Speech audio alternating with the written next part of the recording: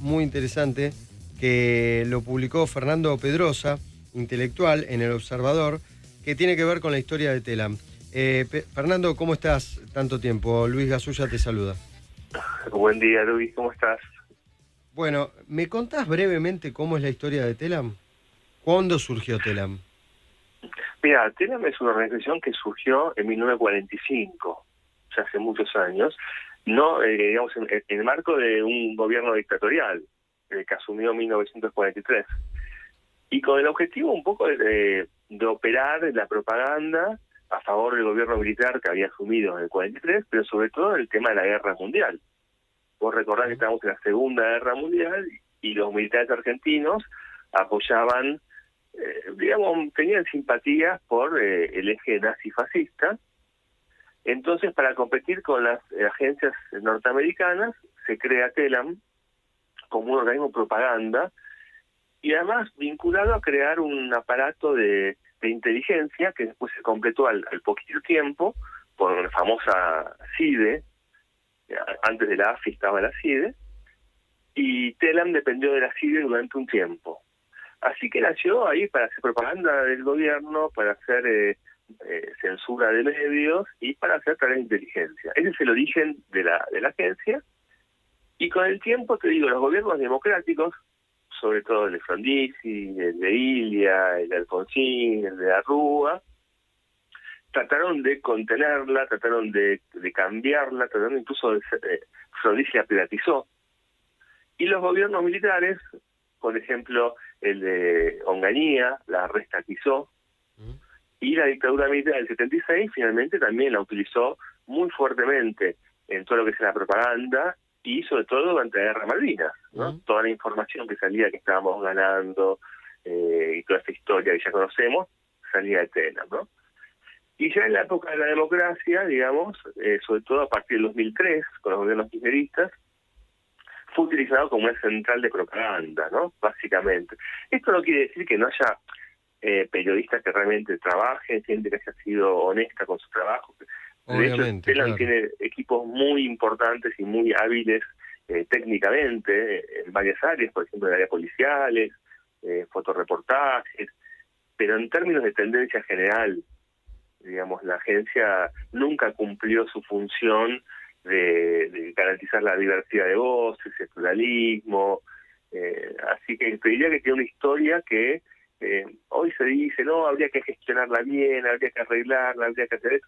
Bueno, eso nunca pasó, en 80 años casi. Una aclaración, la nota tuya en El Observador está en la solapa España, vos la escribís para el portal, o sea, elobservador.com.uy, pero en España. Sí. Repasás la historia también y mencionás a Martín García y a Granovsky. ¿Quiénes fueron Martín García para el que no lo recuerda? Bueno, fueron los directores de Telam, algunos directores de Telam de la época del kirchnerismo, ¿no? Que la organización estuvo repleta de escándalos, pero sobre todo estuvo muy vinculada a operaciones de inteligencia. Quizás la más conocida, te voy a nombrar dos, la más conocida una es la de Enrique Olivera, Sí, claro. para los que no recuerdan, que fue un candidato a jefe de gobierno de Buenos Aires, que 2 días antes de la elección, Telam hace una denuncia de que tiene una cuenta del exterior, que es mentira, y le arruina la elección. Al otro día, después de post-elección, se desdice. Y la segunda, también muy importante, es la de Damián Pacher, creo que también te acordás de esa, ¿no? El periodista que denuncia, claro, que denuncia lo de Nisman y que Telam, el tipo trata de escaparse del país rápidamente porque está amenazado, porque, bueno, fue que deschavó anticipadamente todo el proceso, y Telam publica su itinerario de vuelo, diciendo dónde va a estar en cada momento, ¿no? En qué aeropuerto, cuánto tiempo antes, etc. Esa es la más conocida.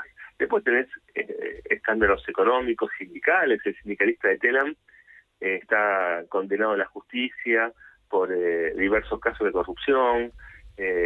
Bueno, todo tipo de persecución a todos los periodistas que no eran efectivamente de la tendencia de ellos, crecimiento de la planta, de presupuesto.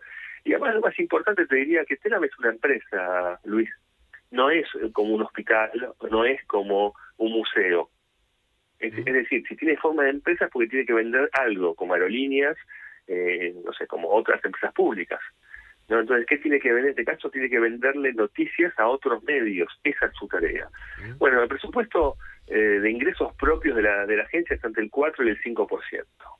Todo el resto es presupuesto público, porque lo que en general hizo Telam durante sobre todo el kirchnerismo es regalar la información a todo aquel que tenía un pequeño portal o fuese amigo del gobierno. Telam le regalaba la información, ¿no? Entonces, en este sentido, es una empresa que ha sido abusada en sus objetivos, el presupuesto público malgastado, utilizado para operaciones. Yo creo que también creo que es un fenómeno que se ve en muchas áreas del INADI, en el INCA, una ausencia de autocrítica absoluta, ¿no? Porque eso sería un buen comienzo para pedir que no la cierren, decir, mira, nos equivocamos, hicimos esto, fue un desastre, hay culpables, pero no, parten de la base como si esto hubiese sido un paraíso periodístico, la BBC, no sé. Viste que se defienden diciendo, o lo que se suele decir es que es inconstitucional cerrar Telam. ¿Es inconstitucional cerrar Telam? Mira, hay muchas discusiones al respecto. No hay una sola línea. Yo te diría que todo este tipo de empresas están ubicadas en una maraña jurídica. ¿Por qué? Porque vos las querés tocar de cualquier lugar y siempre hay un juez laboral que te puede bloquear, que tiene un argumento para bloquearte la reforma. Entonces, está a propósito, digamos, construida jurídicamente con el tiempo para que no puedan ser tocadas, porque siempre hay algún problema jurídico en el medio, ¿no? Te quiero tirar un dato más. Hoy en el mundo no hay muchas agencias de noticias estatales. Te voy a decir qué países tienen agencias estatales. China, Cuba, Venezuela, Turquía. Hay que ver. España tiene una que es pública, pero que no es estatal. Y México tenía Notimex, que era muy famosa, y la cerró López Obrador después de un conflicto de 3 años, ¿no? O sea que en general la agencia del Estado hoy está en países autoritarios porque es un instrumento para el control de la información y de la pluralidad de voces.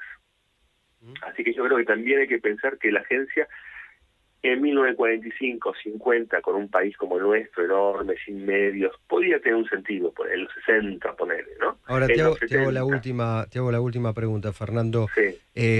¿Cómo hacer para explicar todas estas cuestiones que vos estás mencionando y le decís a una persona que después de 20, 30, 15, 10 años se queda en la calle? Bueno, yo te diría que frente a eso hay 3 formas de analizar esto. Una es desde lo periodístico, otra desde lo humano y otra de las políticas públicas. Son 3 cosas separadas. Yo te estaban haciendo un análisis de las políticas públicas.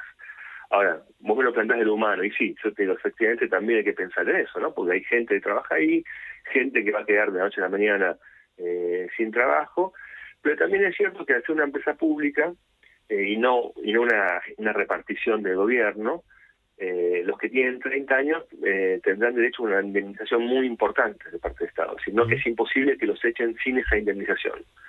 Entonces también en ese sentido habrá una compensación para que puedan rearmar su vida y su carrera. Pero obviamente desde el punto de vista humano eso requiere también, por más que uno esté en contra de la agencia y todo eso, de lo que se hizo en la agencia, requiere también cierta empatía con la gente que de alguna manera va a enfrentar un cambio drástico en su vida, ¿no?